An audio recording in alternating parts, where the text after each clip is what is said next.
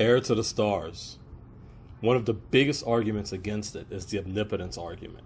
If character A is omnipotent, but character B surpasses character A, then character A was not omnipotent. Characters in Heir to the Stars do not need to follow these laws or the principle behind the former argument. They're beyond it. It's why I state that said character is beyond the necessity of omnipotence, because they are. When a question is brought up about characters that can do anything with no limitations, it makes me wonder if they've read the cosmic hierarchy that I established. Because above the omniverse there exists the all. Above the omniverse there exists all, and the all. This in itself is the answer to a lot of questions. Beyond the all is new territory for discussion, because once you step beyond the all, at this point we are diving into something else. Something not of totality in the sense that we are aware of. Something not of everything and nothing.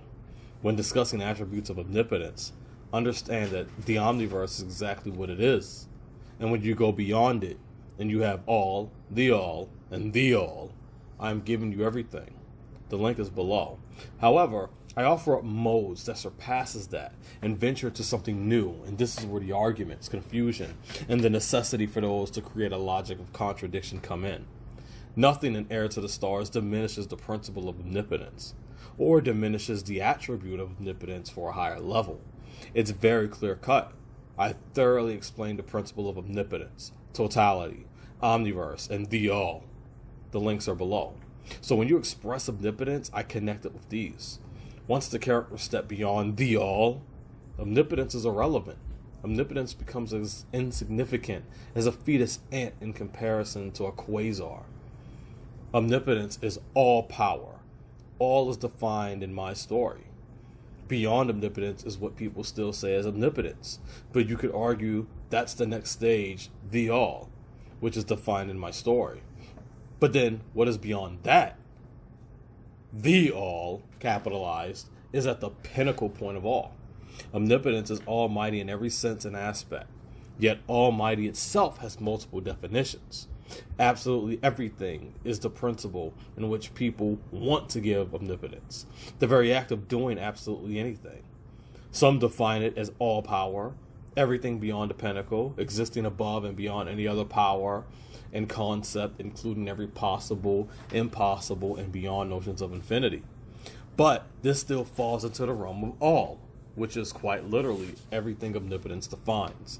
The all, the second stage, is going beyond omnipotence, the paradox point.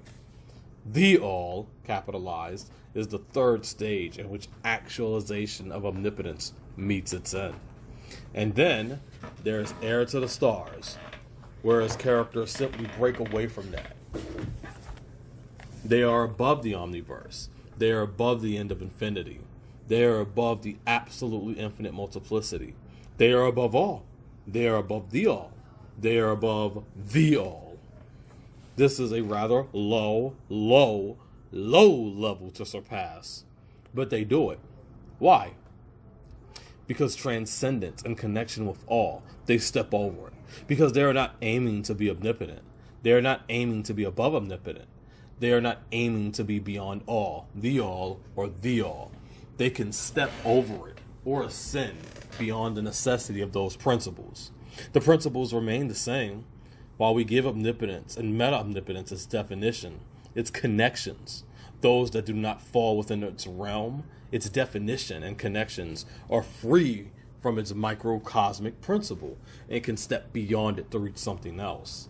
All in all, pun intended, this is Heir to the Stars. Omnipotence and even beyond omnipotence are easily surpassed simply because they can be.